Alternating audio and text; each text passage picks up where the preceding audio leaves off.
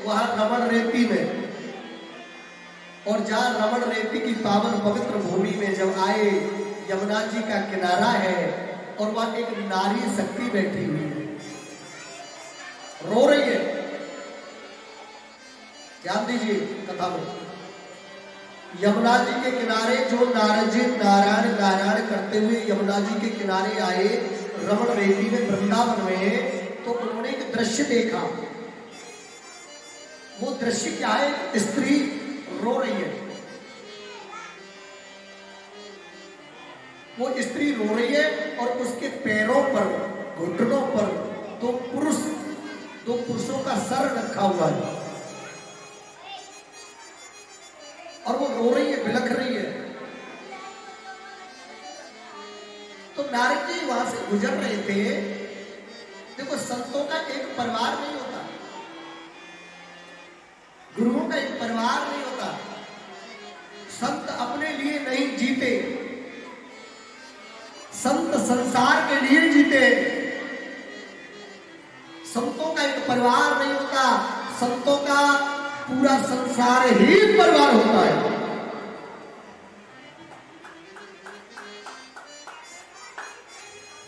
इसलिए नारद जी जब गुजर रहे थे तो नारद जी ने उस अबला नारी शक्ति को रोते हुए देखा तो रुक गए। और जब रुक गए तो वो जो मातृ शक्ति थी, नारी शक्ति थी, वो कहने लगी, हे महात्मन, थोड़ी सी कृपा कर दो मुझ पर। नारद जी ने कहा, देवी तुम कौन हो? बोले, मेरा नाम भक्ति है, मेरा नाम भक्ति है। ये तुम्हारी जंघाओं पर, घुटनों पर ये दो पुरुष पड़े, ये कौन है? बोले, ये मेरे बच्चे हैं, बेटे। क्या नाम है? ज्ञान और वैराग्य। फिर ये मूर्छित अवस्था में क्यों पड़े? तो उसी समय भक्ति मैया रोती हुई कहने लगी, महात्मा, मेरा द्रविड़ देश में जन्म हुआ था, वह बड़ी हुई, पढ़ी लिखी, फिर मेरे बच्चे हुए, ज्ञान वैराग। कर्नाटक आते आते मैं बूढ़ी हो गई, मेरे बच्चे जवान थे, और जिस दिन से मैं वृंदावन की भूमि में आई हूं, उस दिन से मैं बूढ़ी जो थी, मैं तो जवान हो गई, तरुण हो गई, लेकिन ये मेरे बेटे जो जवान थे, तरुण थे, यंग थे, जिस दिन से मैं वृंदावन की भूमि में आई हूं, ये वृद्ध हो गए, मूर्छा को चले गए। मैं बूढ़ी थी तो मैं जवान हो गई, लेकिन मेरे बच्चे जो जवान थे उनको बुढ़ापा आ गया।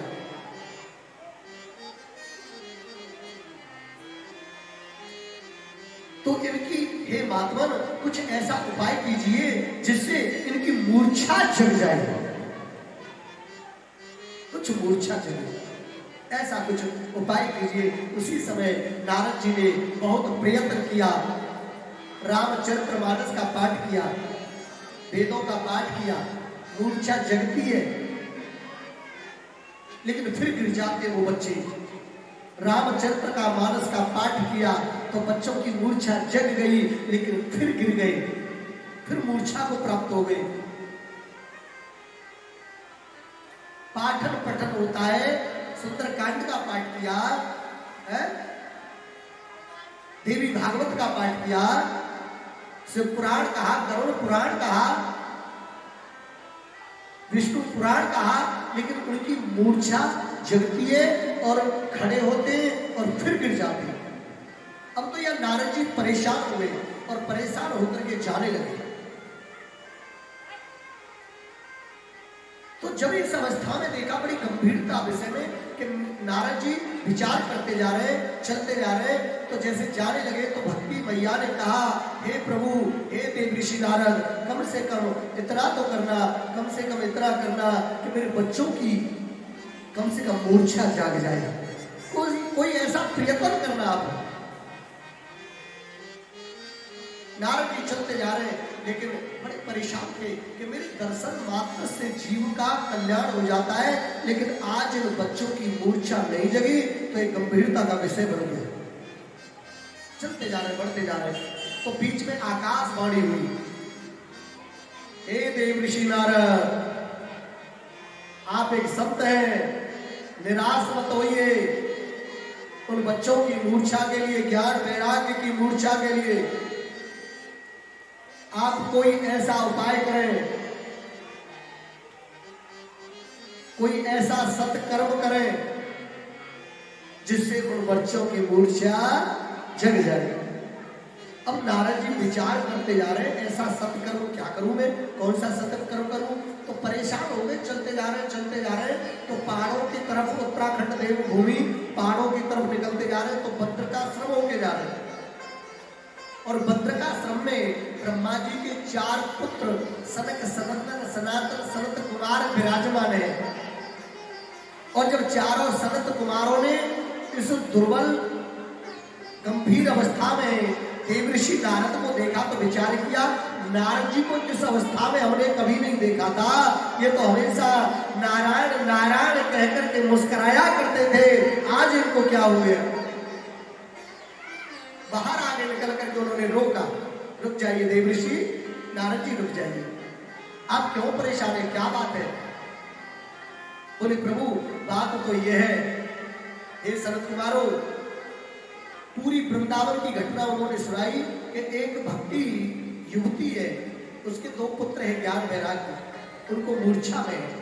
मैंने पाठन पठन किया लेकिन मूर्छा नहीं जगी। लेकिन जब मैं उधर से रास्ते में आ रहा था ना, तो आकाशवाणी हुई कि कोई सत्कर्म करे। अब मैं कौन सा ऐसा सत्कर्म करूं जिससे मूर्छा जग जाए। तो सनत कुमारों ने कहा, बस नारद जी इतनी सी बात। बोले हाँ। तो बोले एक काम करो, सत्कर्म हम बताते हैं क्या करोगे। आप गंगा के किनारे जाइए, हर की पौड़ी पर, हरिद्वार में, और वहां एक सुंदर मंच बनाओ। सुंदर मंच बना करके और हम बैठ करके मंच पर व्यासासीन होकर के कथा करेंगे। कथा कौन सी, भागवत। सत्कर्मम सूचको नूनम ज्ञान यज्ञ स्मृतो बुधे श्रीमद् भागवत लापम सुत गीतम सुखाधिव। केवल वहां क्या करना है आपको, एक सुंदर मंच बनाइए और मंच बना करके श्रीमद् भागवत कथा का कम से कम ज्यादा नहीं हो सकता तो 7 दिन का एक पारायण बिठाइए। 7 दिन की एक श्रीमद् भागवत कथा, ज्यादा की कराओ तो अच्छी बात है, लेकिन कम से कम 7 दिन की तो करा ही देना। तो उस समय नारद जी ने कहा, वो वृंदावन की भूमि में ज्ञान वैराग्य भक्ति तीनों तो वहां है, और कहा हरिद्वार, तो वो आएंगे कैसे। बोले उनकी चिंता न करो, जब आप मंच बनाइए, जब हम व्यासासीन मंच पर गद्दी पर होंगे, तो वह ज्ञान वैराग्य भक्ति तीनों के जब आसन डाल दिए जाएंगे, तो ज्ञान वैराग्य भक्ति अपने आसनों पर आकर के विराजमान हो जाएंगे। मंत्रों में हो सकती है। आज नारद जी ने बड़ा सुंदर मंच बनाया हर की पौड़ी पर, हरिद्वार में, और सनत कुमार जी व्यासासीन हो गए, सुंदर कथा सुना रहे, ज्ञान वैराग्य भक्ति का आसन डाल दिया। अब यह नारद जी ने एक सवाल उठा दिया सनत कुमारों से, प्रभु एक बात कहूं। बोले हाँ। बोले मुझे बताइए कि कहीं ऐसा तो नहीं कि जोड़े से ही पूजन होता है, जोड़े से ही परीक्षित बना जाता है।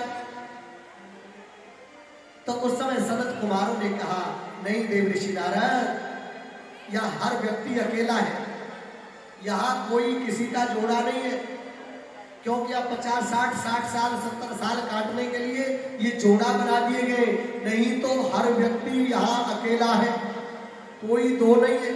क्योंकि जब जोड़ा ही होता तो जोड़े के साथ ही जाता ना, जोड़े के साथ ही जाता ना। ये जोड़ा है ही नहीं, या तो हर व्यक्ति अकेला है, केवल अकेला आया है, अकेला जग में जाएगा अकेला।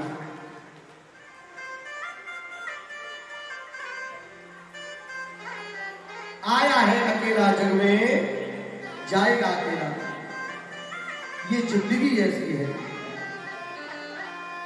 और बड़ी अद्भुत जिंदगी है। कैसे अकेला जाना है?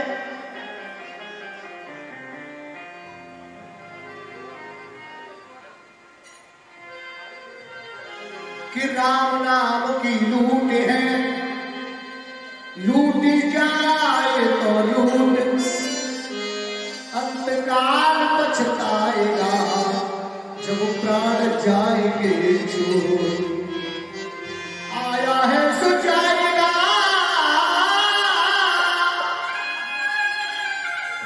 आया है सो जाएगा, राजा रत्न फकीर।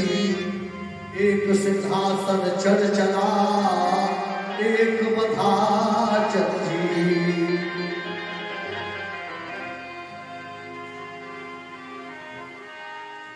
दो दिन की जिंदगानी रे, प्राणी काहे करे तू गुमान रे।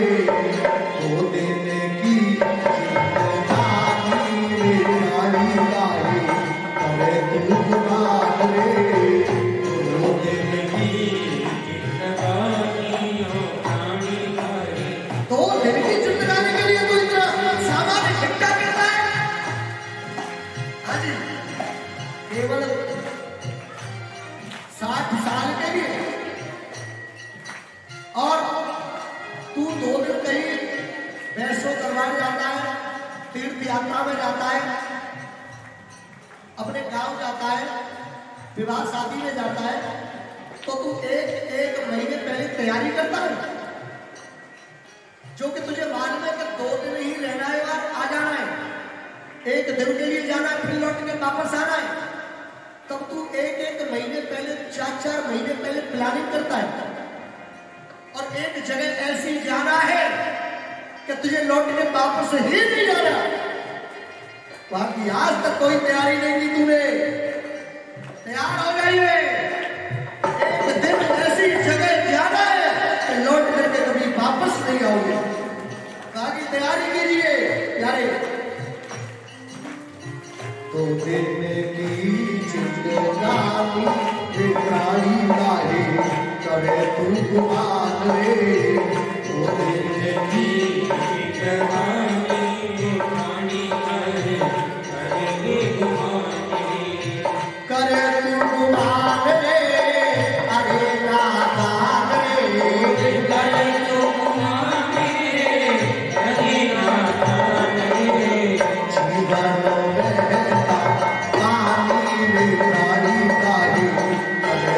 जीवन रे, जीवन में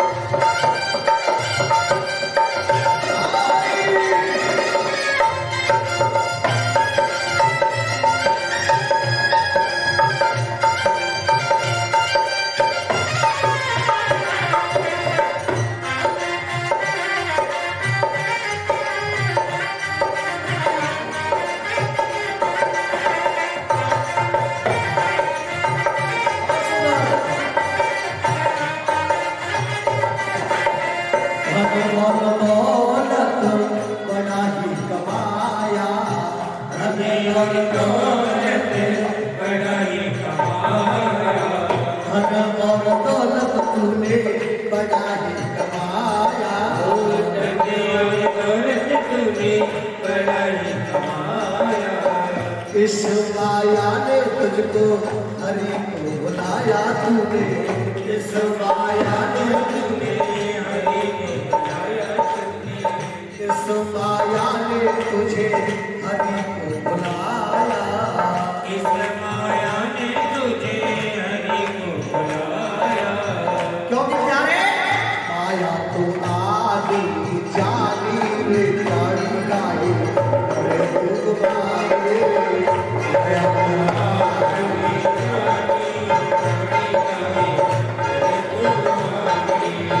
माया तो आदि जानी रे जानी गाए, अरे तुम मारे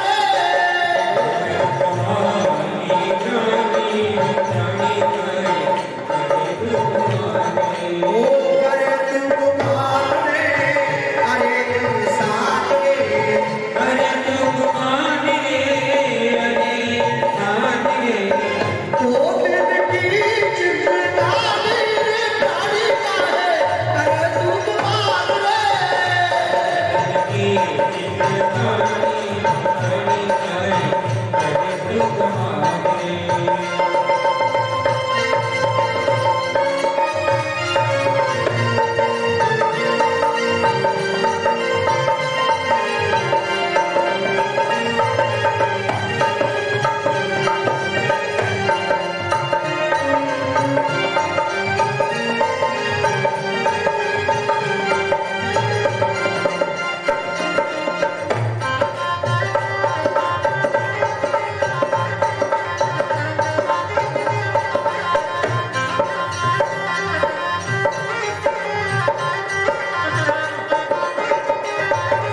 और काया पे काहे काट करे है, काया पे काहे हमारी करे है, ये शरीर तेरा काया है, क्यों इतना इस पर अभिमान करता है? काया पे काहे बात करे है, काया पे काहे हमारी करे है, इस पे तू काहे अभिमान करे है, इस पे तू काहे अभिमान करे है। रहता न रूप जवानी प्राणी का है, करे तू बात है, रहता न रूप जवानी प्राणी का है, करे तू बात है,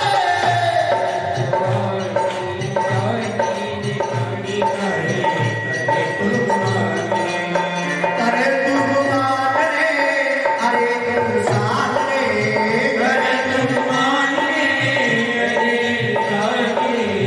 पाया तो आनी जानी रे गाड़ी गाए, करे तू बात रे,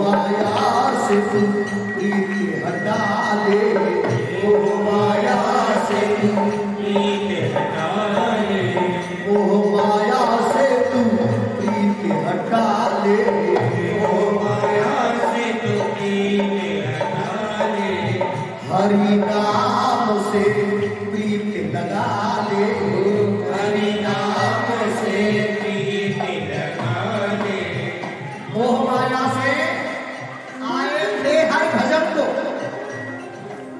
हम किस लिए आए, संसार में पैदा हुए किस लिए आए थे? हर भजन को कोटन लगे कपास। जीव जब गर्भ में रहता है, बड़े बड़े वायदे किए थे आपने भगवान से, प्रभु बस एक बार गर्भ कुंड से, इस नरक कुंड से बाहर कर दो, एक बार कृपा कर दो, फिर इतनी भक्ति करूंगा संसार में जाकर के, इतनी भक्ति करूंगा कि दोबारा किसी मां के गर्भ में नहीं आऊंगा। क्योंकि 9 महीने तक जीव उल्टा लटका होता है और प्रार्थना करता रहता है, प्रभु एक बार कृपा कर दो। क्योंकि सबसे बड़ा नरक क्या है? सबसे बड़ा नरक ही गर्भकुंड है।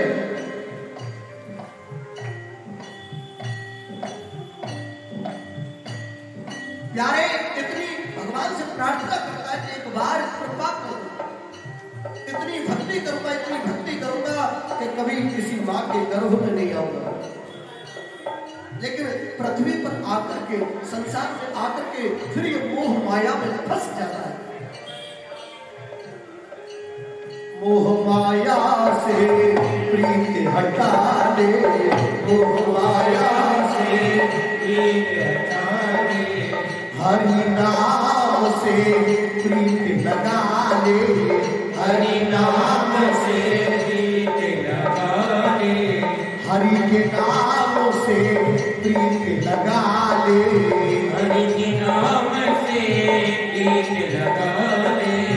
छोड़ दे ये मनमानी रे पाड़ी गाए करे तू गुमान रे, छोड़ दे ये मनमानी प्राणी करे करे गुमान रे। छोड़ दे तू अपनी मनमानी, मन चाहे तब जगूंगा, मन चाहे तब सोऊंगा, मन चाहे तब जहां जाना है वहां जाऊंगा, मन करेगा तो देख लेंगे, भजन कर लेंगे, नहीं तो कोई बात नहीं। हर व्यक्ति 5 पाप करता है डेली, हर व्यक्ति 5 पाप करता है डेली। बोले महाराज हम तो पापी नहीं है, पाप करते, या हर व्यक्ति पापी है? हर व्यक्ति पाप करता है, क्योंकि ये संसार कर्म भूमि है, पाप कर्म भूमि है। या बगैर पाप किए रह ही नहीं सकते, या हर व्यक्ति को पाप करना होता है। बोले मतलब आपको झाड़ू बुहारी करने में भी पाप लगता है। कितने कीड़े मकोड़े मर जाते, जीव जंतु मर जाते, पाप लगता है। चलने से भी कीड़े मकोड़े मर जाते, जीव जंतु मर जाते, पाप लगता है।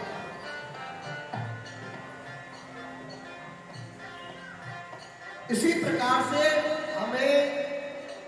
हम भले ही आप जानबूझ के नहीं करते तो हो जाते आपसे, आप उनसे बच ही नहीं सकते, तो फिर क्या करें? तो करें ये कि कम से कम हम रोजाना इतना तो भजन कर ले कि रोजाना 5 पाप से मुक्त रहे। भजन हम करते नहीं, क्योंकि जीवन में जब दुख आ जाता है तब कहीं सोचते हैं ना कब तांत्रिक के पास चले, भगत जी के पास चले, तांत्रिक के पास चले, और भगवान के भक्तों के पास कम जाते। लोग अंधविश्वास में ज्यादा पड़े रहते, तांत्रिकों के पास ज्यादा जाते। अरे कम से कम हम ये तो सोचे कि सबसे बड़ा तांत्रिक, सबसे बड़ा भगत है, सबसे बड़ा तांत्रिकों का तांत्रिक कौन है? कौन है? अरे मेरे ठाकुर है, सबसे बड़े मेरे भगवान बैठे, उनसे बड़ा कोई तांत्रिक नहीं है। एक घर में भूत खेलते थे, एक घर में भूत खेला करते थे, भूत महाराज जी एक घर में भूत खेला करते थे। तो उसके घर वालों ने बड़े बड़े भक्तों को बुलाया, उनको बुलाया, बोले महाराज हमारे घर में भूत खेलते। तो बोले अच्छा। अब एक मटके में उन्होंने पूरी रात जोत जलाई, जोत जला करके, और जो खूब खेला बांधी, खूब कूदा बांधी हुई पूरी रात, और वो मटके में भूत रख करके उठा करके बंद करके मटके में बीच चौराहे पे गड़वा दिया। और सही बताऊं ना आपको, तो बताइए तो मेरे मन में आ गई है, क्योंकि जितने चौराहे सुल्तानपुरी के पड़ते इनसे बड़ी तांत्रिक कहीं होती नहीं, मुझे ऐसा लगता है। मैं उधर से आया तो जिस चौराहे पे देखो उसी पे महाराज जी रात जब ये बेदी बना करके जब ये बेदी चौकी बनाई तो यहाँ से गया में लाना, उधर तो वहाँ एक चौराहे पे का लड्डू से रखे और एक फूल वाला फूल एक और जो शराब का धप हुआ कहा बोलते बोतल सी भरी चिका करा को मतलब मुझे ऐसा लगता है कि यहाँ से ज्यादा बड़ी तांत्रिक कहीं नहीं होती। सत कर दी साहब, भगवान को हरि को भूल गए लोग, और वो भूत उन्होंने बीच चौराहे पर जाकर के खड्डा खोदा और गड़वा दिए। और जब गड़वाए तो एक महात्मा जी जा रहे थे महाराज जी जैसे सिद्धनाथ योगी जैसे, तो गांव वालों ने कहा, सुल्तानपुरी वालों ने, अरे महाराज महाराज इधर से मत जाओ, वहां चौराहे पे तो भूत गड़ रहा है, तुम उस रास्ते से जाओ, दूसरी रास्ते से जाओ, उस चौराहे पे भूत गड़ रहा है। और सिद्ध योगी नाथ जी महाराज को उन्होंने देखा भूत भी देखो वो कैसे भूत होता है, आज भूतों को ही देखूंगा कैसे भूत होता है। अब सिद्धनाथ योगी महाराज जब पहुंचे तो वाकई वह मटका तो गड़ा हुआ था और वह खूब फूल भार पड़े थे, कुछ फल थे, लड्डू पड़े कारे पीले करके। अब महाराज जी ने सोचा जो होगा सो देखा जाएगा। उन्होंने जैसे ही ढक्कन को उठाया, जैसे ढक्कन को उठा करके देखा तो क्या देखा, आहा मेरे भगवान कन्हैया मुरली बजा रहे, मेरे द्वारिकाधीश मुरली बजा रहे। सिद्ध योगी नाथ पीठाधीश्वर महाराज ने कहा, प्रभु आप लोग तो कह रहे थे कि उसमें भूत है बाबा, इधर से मत जाओ भूत है। भगवान ने कहा, योगी जी मैं उनके लिए भूत हूं, तुम जिस दृष्टि से मुझे देखना चाहते हो तुम्हारे लिए मैं वही हूं।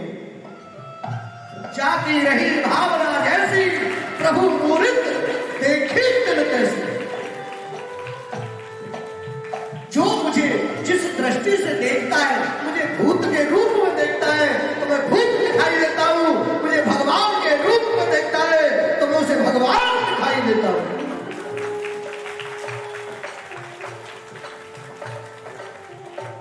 इसलिए अपने मन की चित्त वृत्ति ऐसी सुधार लो, संभाल लो कि मैं हरि के अलावा कोई दूसरा दिखाई ना दे, ऐसी दृष्टि बना लो।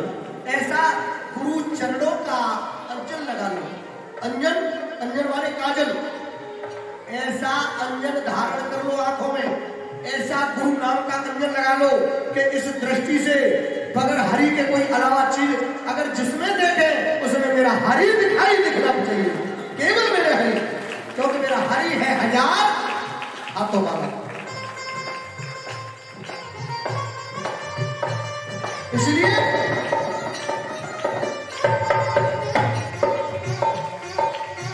मोह माया से प्रीत हटा ले, मोह माया से प्रीत हटा ले, हरि नाम से प्रीत लगा ले, हरि नाम से प्रीत लगा ले।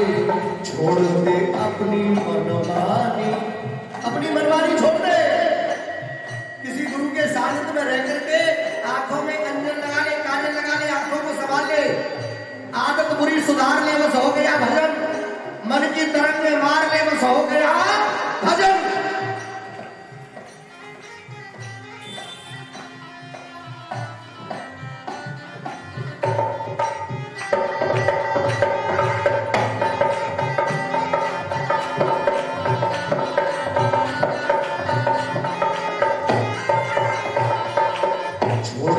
अपनी मनमानी रे गाड़ी डाले पर तू तुम्हारे, छोड़ दे अपनी मनमानी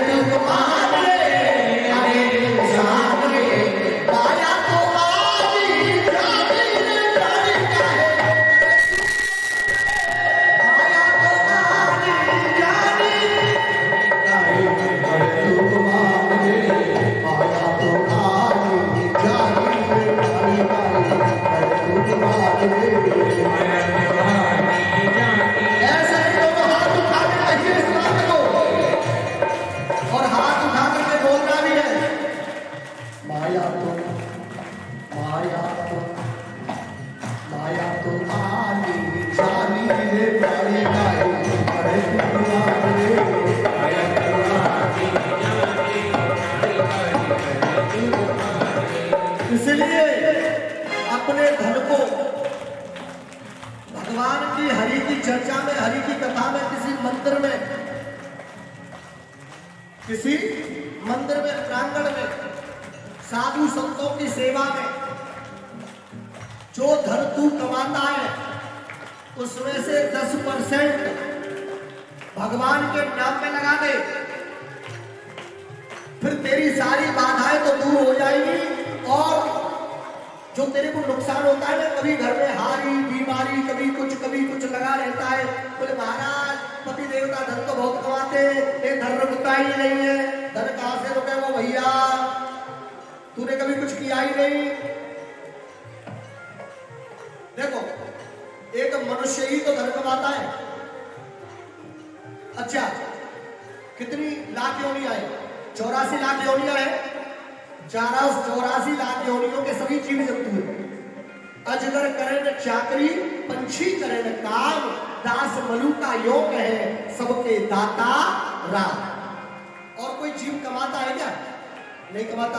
फिर कौन कमाता है? केवल मनुष्य। और पेट पालन तो सबका होता है।